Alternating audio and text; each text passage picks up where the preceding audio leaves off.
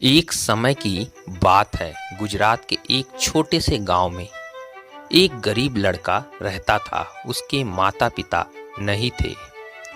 गांव में उसके पास आजीविका का कोई साधन नहीं था, परंतु वह बहुत बुद्धिमान था। अपने पिता से उसने काम की कई बातें सीखी थी। एक दिन उसके दिमाग में एक अद्भुत विचार आया। उसने शहर जाने की ठान ली।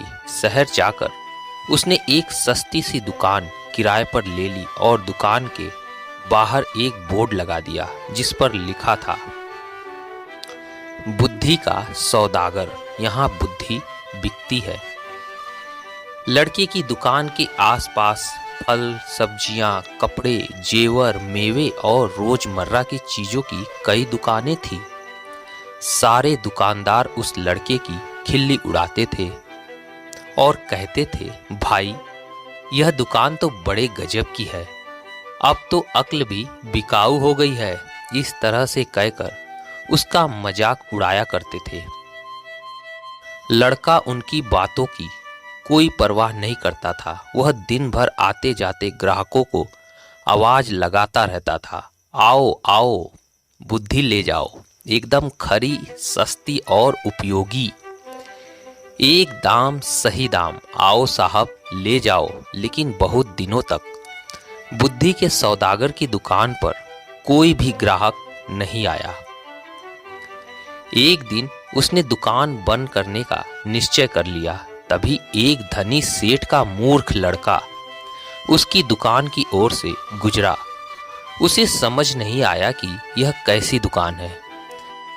उसने सोचा, कोई फल या सब्जी होगी। मेरे पिता मुझे हमेशा निर्बुद्धि और मूर्ख कहते रहते हैं, क्यों ना थोड़ी सी बुद्धि खरीद लूं।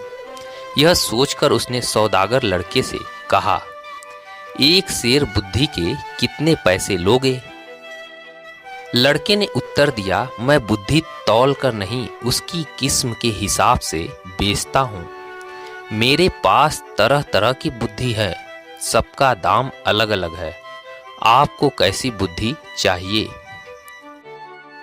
तब उस सेठ के लड़के ने कहा, तो ठीक है, एक पैसे में जिस तरह की बुद्धि आए दे दो।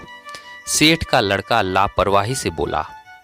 सौदागर लड़के ने कागज की एक पर्ची निकाली और सेठ के बेटे को दे दी। उस पर्ची पर लिखा था, जब दो लोग झगड़ा कर रहे हों तो वहां खड़े होकर उन्हें देखना बुद्धिमानी नहीं है। सेठ का बेटा खुशी खुशी घर पहुंचा और अपने पिता को कागज की पर्ची देते हुए बोला, देखिए पिताजी, मैं एक पैसे में अक्ल खरीद कर लाया हूं। सेठ ने पर्ची पढ़ी और तमतमा कर बोले, मूर्ख, एक पैसे में यह क्या ले आया है? यह बात तो सभी जानते हैं, तुमने मेरा एक पैसा डुबो दिया। सेठ तुरंत सौदागर की दुकान पर पहुंचा और उस लड़के को बुरा भला कहते हुए बोला, लोगों को ठगते हुए तुम्हें शर्म नहीं आती? मेरा एक पैसा वापस करो। पैसा क्यों वापस करूं? माल दिया है, पैसा लिया है। लड़के ने कहा, ठीक है, ये लो अपना कागज का फटा हुआ टुकड़ा जिसे तुम माल कह रहे हो। नहीं चाहिए हमें तुम्हारा माल, ये लो। कहते हुए सेठ उसकी पर्ची वापस करने लगा।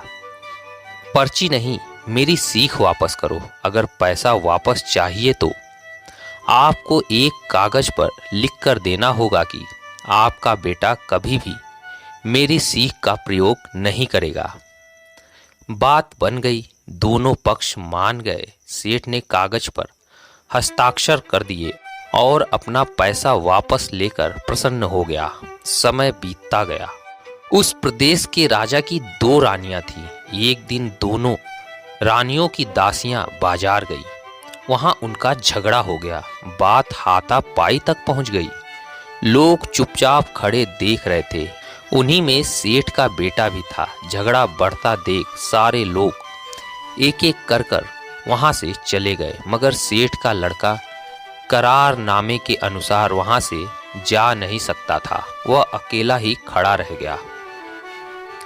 बस फिर क्या था, दोनों दासियों ने उसे अपना गवाह बना लिया। झगड़े की बात राजा रानियों तक पहुंची। सेठ और उसका लड़का राज दरबार में लाए गए। दोनों रानियों ने लड़के से कहा कि वह उनके पक्ष में गवाही दे। सेठ और उसके बेटे के तो होश उड़ गए। वे सहायता के लिए बुद्धि के सौदागर के पास पहुंचे। बोले, हमें किसी तरह बचा लीजिए। मैं 500 रुपए लूंगा। लड़के ने कहा, ठीक है, ये लो 500 रुपए। सेठ ने तुरंत 500 रुपए निकालकर सौदागर को दे दिए। देखो, जब गवाही देने के लिए बुलाया जाए तो पागल की तरह व्यवहार करना। बुद्धि के सौदागर ने उपाय बताया। सेठ के बेटे ने वैसा ही किया। राजा ने उसे पागल समझकर महल से बाहर निकाल दिया। इसी तरह की 2-1 घटनाएं और हो गई। बुद्धि के सौदागर की चर्चा राजा के कानों में भी पड़ी। राजा ने उसे बुलवाया और पूछा, सुना है तुम बुद्धि बेचते हो, क्या तुम्हारे पास बेचने के लिए और बुद्धि है? जी हुजूर, आपके काम की तो बहुत है, लेकिन 1 लाख रुपए। सौदागर लड़के ने कुछ हिचकिचाते हुए कहा, तुम्हें 1 लाख रुपए ही दिए जाएंगे, तुम पहले बुद्धि तो दो। राजा बोले। सौदागर ने एक पर्ची राजा को दे दी। राजा ने पर्ची खोलकर पढ़ी। पर्ची पर लिखा था, कुछ भी करने से पहले खूब सोच लेना चाहिए।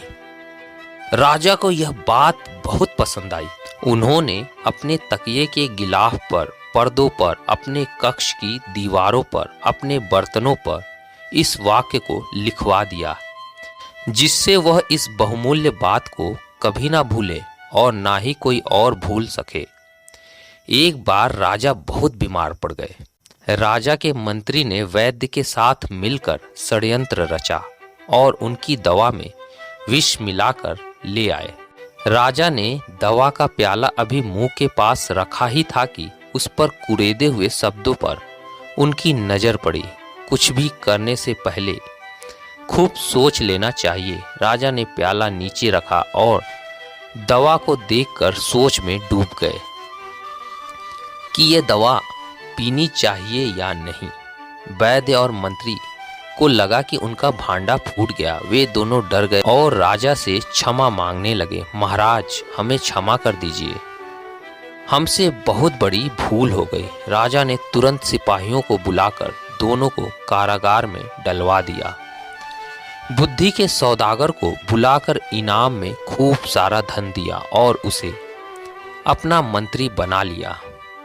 तो दोस्तों, इस तरह से उस गरीब लड़के ने अपनी बुद्धि के दम पर राजा के मंत्री का पद पा लिया। उम्मीद है कहानी आप लोग को पसंद आई हो तो लाइक और सब्सक्राइब जरूर कीजिएगा दोस्तों। मिलते हैं अगली कहानी में, तब तक के लिए धन्यवाद।